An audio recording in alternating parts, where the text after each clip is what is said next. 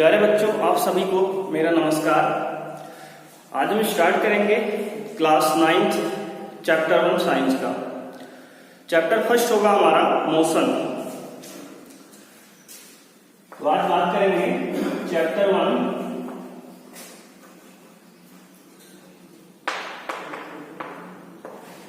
Motion की।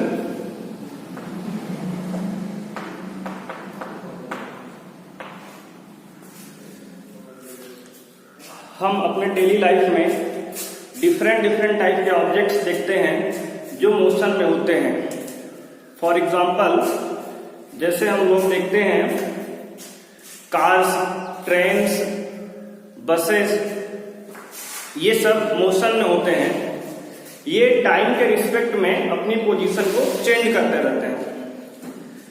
हमारे जब हम भोजन करते हैं तो हमारे जो टीथ हैं अप डाउन होते हैं, तो वो भी एक टाइप का मोशन ही है।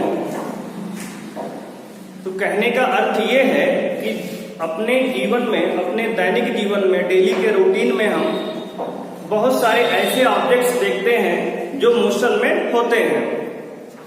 तो मोशन का मतलब क्या है, मीनिंग क्या है, तो आइए समझते हैं कॉन्सेप्ट ऑफ मोशन। जब कोई भी ऑब्जेक्ट समय के साथ अपनी पोजीशन को बदलता रहता है। फॉर एग्जाम्पल कुछ ऐसे समझेंगे आप, मान लीजिए एक ये पोजीशन ए है, इस पोजीशन पर एक ऑब्जेक्ट ए है और यहां पे अभी तो टाइम समय क्या मानेंगे, तो टाइम 0 मानेंगे। अगर हम बात करें 10 सेकेंड के बाद, टाइम क्या हो गया 10 सेकेंड। 10 सेकेंड के बाद अगर यही ऑब्जेक्ट पोजीशन ए से उठ के पोजीशन बी पे आ जाए, यानी कि पॉइंट ए से पॉइंट बी पे आ जाए, तो हम कहेंगे यहाँ पे ऑब्जेक्ट क्या कर रहा है, मोशन में है। क्योंकि टाइम के रिस्पेक्ट में जब टाइम 0 था तो स्टार्टिंग में ऑब्जेक्ट हमारा ए पॉइंट पे था, 10 सेकेंड के बाद ऑब्जेक्ट बी पॉइंट पे आ गया। इसका अर्थ ये हुआ कि हमारा ऑब्जेक्ट क्या है, मोशन में है, गति कर रहा है, कह सकते हैं। तो अगर इसकी डेफिनेशन की बात करें तो मोशन को कुछ इस तरह से डिफाइन करेंगे हम लोग। Any object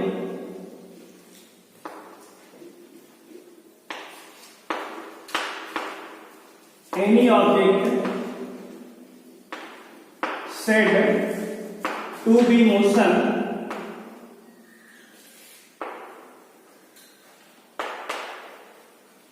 any object said to be in motion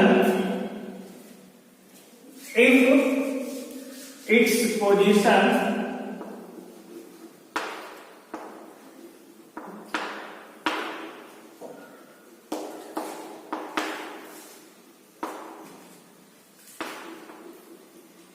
changes with respect to time।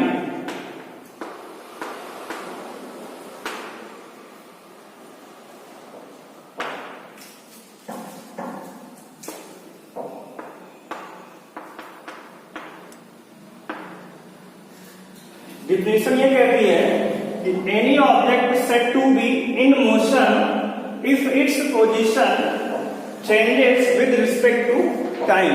यानी कि कोई भी ऑब्जेक्ट मोशन में तब कहलाएगा जब उसकी पोजीशन टाइम के रिस्पेक्ट में चेंज होती रहे। फॉर एग्जांपल,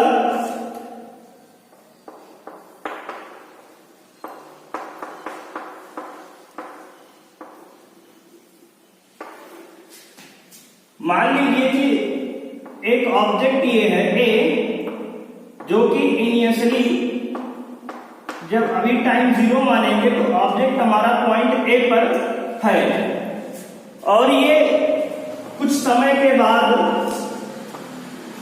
यहां से मूवमेंट करके पॉइंट बी पर पहुंच जाता है। और अगर ये टाइम इंटरवल हम मान लें कि 5 सेकेंड का है, 5 सेकेंड का है, तो हम कह सकते हैं कि ऑब्जेक्ट हमारा ए जो है, ये ऑब्जेक्ट हमारा है। कोई यहाँ पे आप कोई कार सपोज कर सकते हैं, कोई भी व्हीकल अपना मान लीजिए कि ऑब्जेक्ट हमारा ये था, और कुछ समय के बाद यानी कि टाइम हमने ले लिया 10 5 सेकंड, 10 सेकंड, कुछ भी टाइम मान सकते हैं आप। तो टाइम 0 पे ऑब्जेक्ट हमारा पॉइंट ए पे था, टाइम जब हमारा 5 सेकंड हुआ तो ऑब्जेक्ट हमारा बी पॉइंट पर पहुंच गया। यानी कि जब कोई ऑब्जेक्ट टाइम के साथ साथ अपनी पोजीशन को चेंज करता है तब वह मोशन में कहलाता है।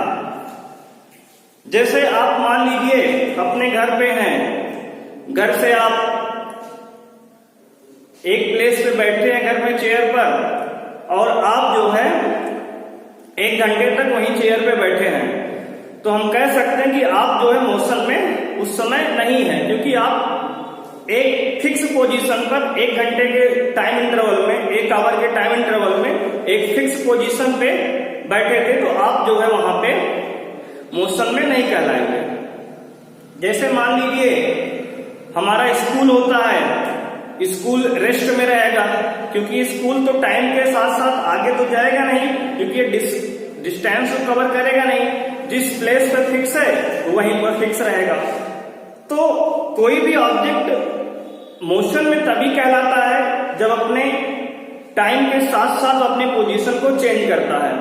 और दूसरी बात होती है रेस्ट की, तो कोई भी ऑब्जेक्ट रेस्ट में यानी कि विराम में तब कहलाएगा जब टाइम के साथ साथ वह अपनी पोजीशन में कोई चेंज नहीं लाएगा, जहां पे इनिशियली था वहीं पर फाइनल इंटरवल के बाद भी वहीं पॉइंट पे अपना फिक्स रहेगा। यानी कि स्टार्टिंग में जहां है कुछ समय के बाद वहीं पर फिक्स रहेगा, तो हमारा कहेगा रेस्ट में कहलाएगा। तो हमने बात की यहाँ पे मोशन की, any object said to be in motion if its position changes with respect to time. यानी कोई भी ऑब्जेक्ट मोशन में तब कहलाएगा जब अपनी पोजीशन को यानी स्थिति को समय के साथ बदलता रहेगा। अभी यहाँ पे है, कुछ समय के बाद यहाँ होगा, कुछ समय के बाद कहीं और होगा, तो अब मोशन में कहलाएगा। अब बात करते हैं रेस्ट की। मोशन तो आपने समझ लिया, रेस्ट इसको विराम कह सकते हैं हिंदी में। रेस्ट यानी कि any object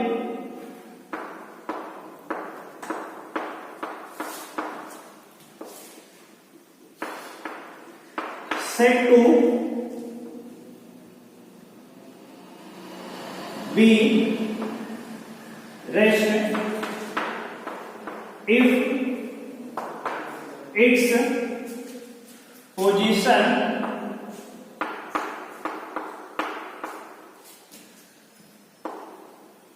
does not change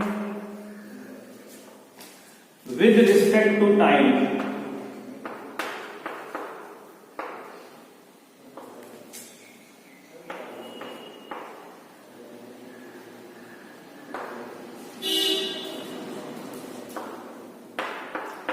यानी कोई भी ऑब्जेक्ट रेस्ट में तब कहलाएगा जब वह अपनी पोजीशन को टाइम के रिस्पेक्ट में चेंज नहीं करेगा।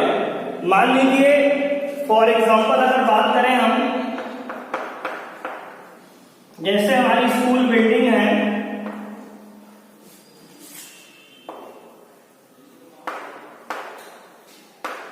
ये स्कूल बिल्डिंग हमारा इस समय भी इसी प्लेस पर फिक्स है। 2 मंथ के पहले भी यहीं पे फिक्स था स्कूल बिल्डिंग हमारा, 2 मंथ के बाद भी यहीं पर रहेगा। ये स्कूल बिल्डिंग हमारा यहां से उठकर कहीं तो जाएगा नहीं, यानी कि मोशन तो कर नहीं सकता।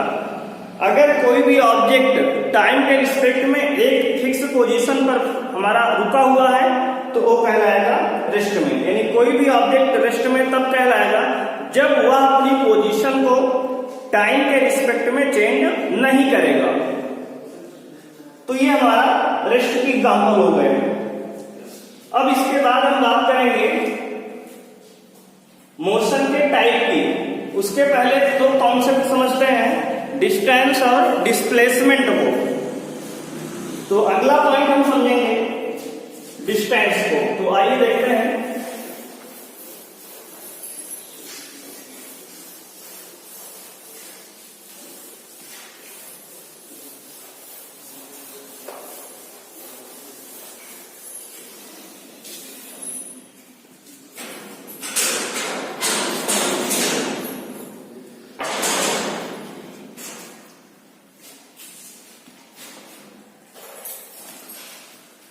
डिस्टेंस की बात करेंगे।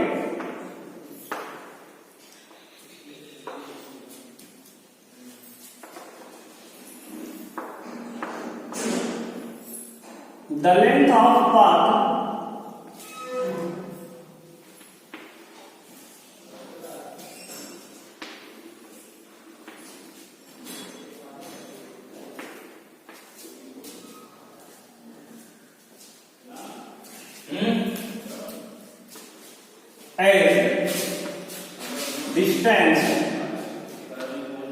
डिस्टेंस की बात करें तो the length of path is known as distance, यानी कि किसी पाथ की जो लंबाई होगी, लेंथ होगी, उसी को हम डिस्टेंस कहते हैं।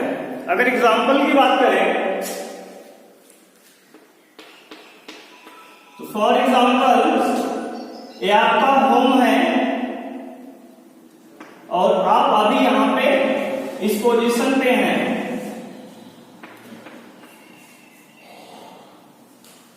कोई ऑब्जेक्ट है, मान लीजिए आप हैं, आपका मित्र है,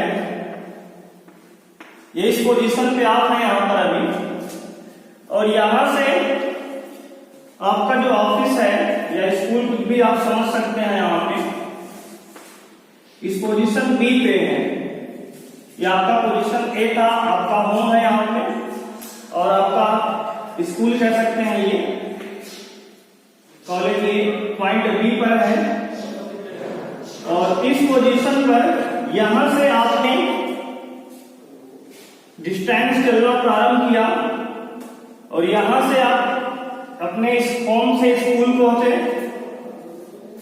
और स्कूल पहुंचने के बाद आपने फिर यहां से वापस अपने घर तक डिस्टेंस कवर किया। यानी आप पहले अपने स्कूल से, होम से स्कूल पहुंचे, उसके बाद स्कूल से फिर से लौट के घर तक आए। तो आपका जो होम है, अगर पूछे आपने कितने डिस्टेंस ट्रेवल किया, तो डिस्टेंस यानी ट्रेवल का टोटल डिस्टेंस क्या हो जाएगी आपकी। अगर डिस्टेंस की बात करें तो आपके द्वारा जो ट्रेवल डिस्टेंस टोटल है ए से बी तक का होगा, प्लस बी से ए तक का फिर से जुड़ेगा। यानी अगर मान लें कि आपसे होम से आपके स्कूल का डिस्टेंस है 2 किलोमीटर, 2 किलोमीटर, तो आप जब होम से स्कूल पहुंचे तो आपने 2 किलोमीटर के डिस्टेंस ट्रेवल की। देन आप स्कूल से फिर से होम लौट के आए अपने, अगेन 2 किलोमीटर का डिस्टेंस आपने ट्रेवल किया, तो टोटल डिस्टेंस हो जाएगा आपका 4 किलोमीटर।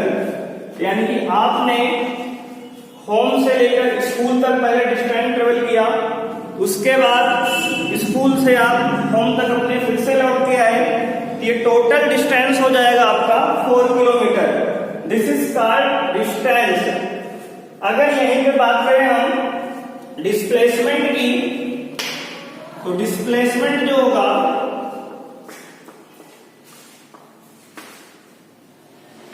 डिस्प्लेसमेंट को कुछ ऐसे डिफाइन करते हैं, the shortest distance, the shortest distance between initial and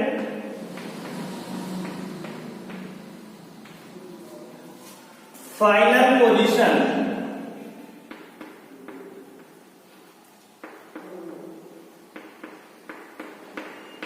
इसका अर्थ ये हुआ कि इनिशियल पोजीशन और फाइनल पोजीशन, यानी जहां से आपने चलना प्रारंभ किया था और अब जहां आप हैं, उनके बीच का जो शॉर्टेस्ट डिस्टेंस होगा, यानी न्यूनतम दूरी, कम से कम दूरी, वो आपका डिस्प्लेसमेंट होगा।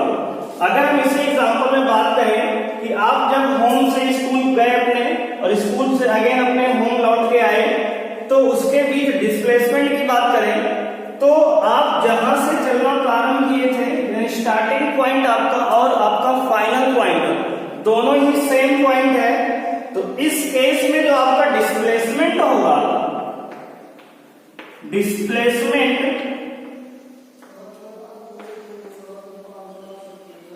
वो आपका 0 होगा। डिस्प्लेसमेंट 0 क्यों होगा? क्योंकि आपका इनिशियल पॉइंट और फाइनल पॉइंट दोनों ही सेम है।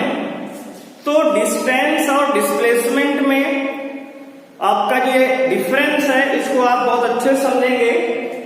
हमने दोनों एग्जाम्पल आपके सामने लिखा है, यहाँ पे दोनों डिफिनेशन आपके सामने बोर्ड पर है। The length of path is known as distance. तो डिस्टेंस क्या होता है?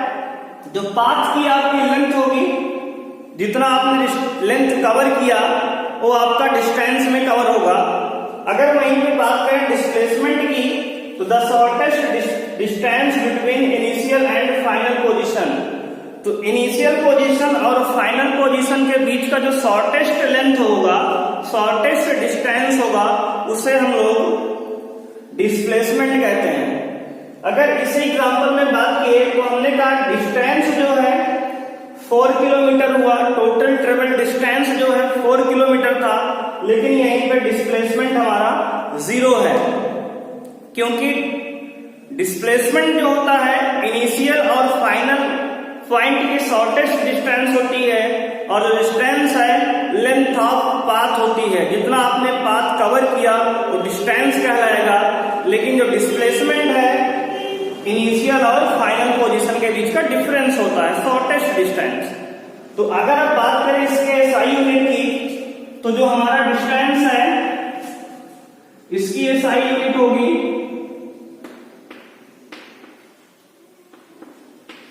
मीटर।